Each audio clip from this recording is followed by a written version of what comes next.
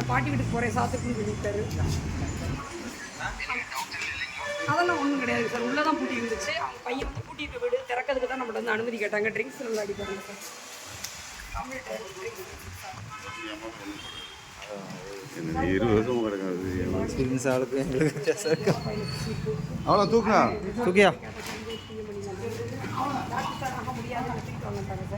இப்போ 4 பேர் அவங்க ஆளுங்க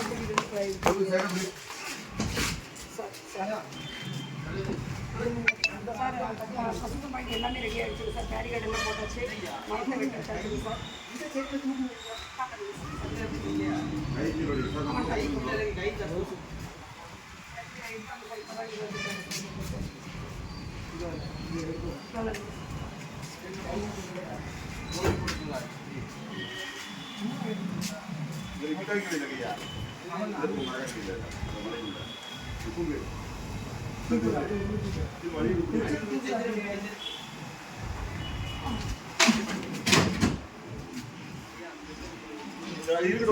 போட்டோம்